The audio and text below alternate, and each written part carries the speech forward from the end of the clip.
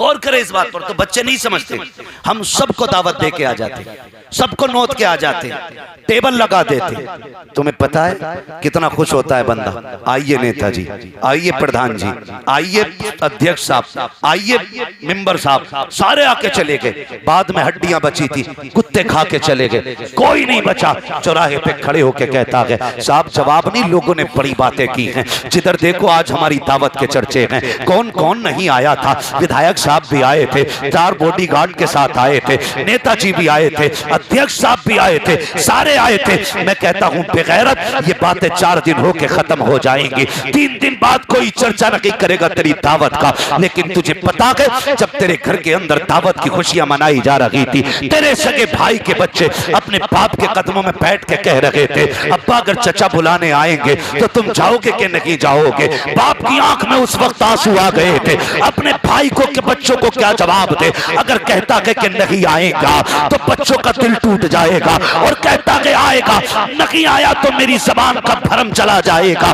जब बच्चे बाप की कलाई पकड़ के बार बार कहते हैं अब्बा अगर चचा आ गए तो तुम जाना या मत जाना, लेकिन हमें ना रोका जाए। हमने भाई के अकीके के लिए जोड़ा बनाया है, बहन की शादी के लिए हमने कपड़े बनाए हैं। अब्बा हमें भी बड़ी खुशी है, हमें भाई की शादी में शरीक होना है। जब बच्चे इस तरह की बातें करते हैं, बाप का कलेजा टुकड़े टुकड़े होता है। तुम नेता मंत्री की दावतों की बातें करते हो, तू बड़े ऐसी दावतों में जिसमें अपने लोग शामिल न होते हो। ओ भाई जरा सोचो तो सही, जब तेरे दरवाजे पे सेठ खा के जा रहे थे, मंत्री और अमीर खा के जा रहे थे, तेरे अपने सगे भाई के बच्चे किबाड़े बंद करके आंसू बहा रहे थे कि तूने नहीं देखा, ज़माने नहीं देखा, लेकिन खुदा देख रहा था, रब देख रहा था। और तुम्हें खुदा का वास्ता कि कोई कमाल की बात नहीं है, तेरे दरवाजे पे कुत्ते खा के चले गए। कमाल तो ये है कोई आए या ना आए, लेकिन तेरे दरवाजे से अपना कभी खाली नहीं जाना चाहिए।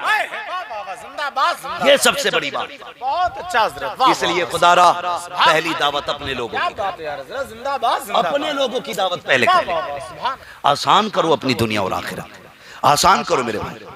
ये ना करो, किसी पे सितम ना करो, किसी का दिल ना दुखाओ। अल्लाह तौफीक दे, माफ करने का हौसला पैदा करो। माफ, कितनी नफरतें बढ़ गई। 2 सगे भाई होते हैं ना, इतने झगड़े मजबूत मार देते हैं। कह रहा बेटे से लल्ला देख के ये तेरा चच्चा कौन सी मस्जिद में जा रहा? कहा क्योंकि जिसमें वो जाएगा उसमें मैं नहीं जाऊंगा। ये नफरतें हमारी, जिसमें तेरा चचा जाएगा उसमें मैं नहीं जाऊंगा, जिस ईदगाह में तेरा बाप नमाज पढ़ने जाएगा उसमें मैं नहीं जाऊंगा। ये कंडीशन है हमारी। तुम्हें पता है रिश्ते क्या होते हैं? खुदा की कसम, ये पैसा हाथ का मैल होता है, दौलत मेहनत से मिल जाती है, लेकिन रिश्ते नसीबों से मिला करते हैं। बेशक रिश्ते नसीबों से मिला करते। तुमने कदर नहीं की रिश्तों की, आजमा लेना, आजमा लेना। वो सोच रहा मुझे अपने भाई गरीब है और नाराज होके बैठा ना, भाई गरीब है और नाराज होके बैठा तो कोई मनाने ही तैयार नहीं है भाई जी। कह रहा इसके बगैर मेरा काम रुक थोड़ी रहा। जा लल्ला बैंक से 50,000 निकाल कर अब 5 मजदूर करके ला, सारा काम 2 मिनट में फटाफट होगा। समझ कह रहे अपने आप को, ये भाइयों के लिए बोली होती है हमारी जी।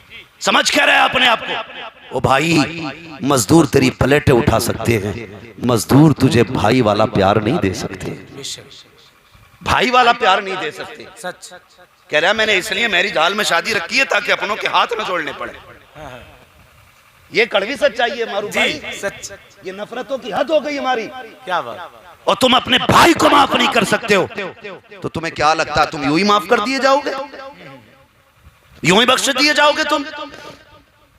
मेरे महबूब ने मिंबर पे बैठ के कहा था जिससे उसके अपने नाराज हों वो मेरी महफिल से उठ के चला जाए। और सामने कौन बैठा था? उमर जैसे गुलाम, अबू बकर जैसे गुलाम, उस्मान और अली जैसे हुजूर के खातिम बैठे थे सामने। आजकल के लोगों जैसे नहीं थे, आजकल जैसे नहीं थे। वो थे कि अपनी मिसाल खुद थे। ना आज जमाने में कयामत तक मैं कहता हूं दूसरा अबू बकर आ सकता है, ना कयामत तक दूसरा कोई उमर आ सकता है। ऐसे लोग सामने बैठे थे। तब मेरे नबी ने कहा था जिससे अपने रूठे हो वो मेरी महफिल से उठ के चला जाए। अगर यही ऐलान आज कर दिया जाए मुश्किल से 2% बचेंगे महफिल में। ऐसा कोई नहीं है जिससे अपना कोई नाराज ना हो। 2-2 4 की नाराजी लिए बैठा हर बंदा सीने में, और ठेकेदार बना बैठा हर बंदा जन्नत का। हाँ ओ भाई, जब तक अंदर का महल साफ नहीं होगा ना, ये बाहर का महल साफ नहीं हो सकता है। पहले अंदर का महल साफ करो, अंदर का। माफ क्यों नहीं करते? कह रहा मैंने मैरिज हॉल में इसलिए शादी रखी है ताकि अपनों के पैर में पकड़ने पड़े, ये कहते लोग। आप जानते हो, आपको पता है, नफरत आप समझते हो, दुश्मनी की वजह आपका भाई समझ सकता है, लेकिन आपके बच्चे और आपके भाई के बच्चे न नफरत को समझते हैं और न नफरत की वजह को समझते हैं। सुने बहुत गौर से मेरी बात जो बताना चाहता हूं। कभी कभी मियां बीवी के झगड़े में बच्चे पिस जाया करते हैं जी, वो अपनी अना के लिए तलाक ले लेते हैं, लेकिन बच्चों की जिंदगी बर्बाद हो जाती है जी। सच ना उन्हें मां मिल पाती है और ना उन्हें बाप मिल पाता है, जबकि ये सबसे बड़ी दौलत होती है बच्चों के लिए। और हम अपनी अना के लिए ना उनकी जिंदगी की खुशियां बर्बाद कर देते हैं। सोचना चाहिए, हमें गौर करना चाहिए इन बातों पर। बच्चे हमारे नहीं समझते कि चचा से हमारे बाप की क्या नाराजगी जी। आप खुद भी, आपके घर में भी ये बात होती होगी, हमारे घर में तो हुई है। जब बड़े लड़े तो हम नहीं बोले, जब चचा का झगड़ा हुआ, बाप चचा का झगड़ा हुआ, हम नहीं बोले। क्यों? हम कहते हैं ये भाई भाइयों का मैटर है। यही जुमला बोला जाता है कि नहीं जी? ये इनका बड़े बड़ों का मैटर है, हमारा नहीं, ये हमारा नहीं, ये आपस में भाई भाई है, इसलिए हम कभी बीच में नहीं बोले। अब की क्या कंडीशन है, हमें इतना तो मौका नहीं मिलता, लेकिन कभी कभी फोन आता है, बात भी होती, लोग पूछते हैं कि मेरे चचा ने मेरे बाप पे थप्पड़ उठा दिया, मैं मार सकता हूं अपने चचा को? मसला पूछा एक ने, वाकई ये मसला पूछा कि बताइए मैं अपने चचा पे हाथ उठा सकता हूं? उसने मेरे बाप पे हाथ उठाया, मेरा खून खोल गया। नहीं मारता हूं तो लोग कह रहे हैं बेटे के होते हुए बाप पिट गया जी, ताने देते। मार रहा हूं तो ख्याल ये आता है कि मेरे बाप का भाई है, करूं तो क्या करूं? ये कंडीशन है आज। कभी पहले बड़ों के झगड़ों में बच्चे नहीं बोला करते, और आज भी छोटे बच्चे नहीं समझते इस चीज को। लेकिन हमारी नफरत है, हमारे घर के अंदर हमारे बेटे का अकीका होता है, हम गांव के एक एक मुखिया, एक एक जमींदार, एक एक चौकीदार को नौत आते, लेकिन सगे भाई के दरवाजे पे जाते हुए हमें गैरत चढ़ती है। ये कड़वी सच्चाई है, सगे भाई के दरवाजे पे हम नहीं जाते। और गुलामी रसूल में जवानियां लुटाएंगे,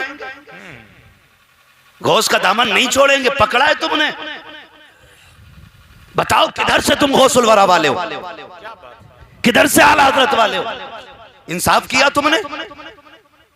आला हजरत के भाई की बारी थी मदीना जाने की, छोड़ के वापस आए, रोते हुए चले आए, जबकि मुसाफिरों ने कहा था चलो, तुम्हारी बेकरारी देख के हमारा जाने का जी नहीं करता। आपने फरमाया था नहीं, कौन हज पे जाएगा ये फैसला मां करती है हमारी, और इस बार फैसला मां ने भाई के हक में किया गया, इसलिए अहमद रजा नहीं जाएगा, भाई का हक है तो भाई जाएगा।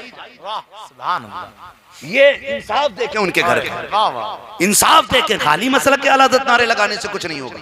हमें नस्लों को वो तालीम देनी पड़ेगी जो आला हज़रत के घराने में रही है। सुभान अल्लाह, सुभान।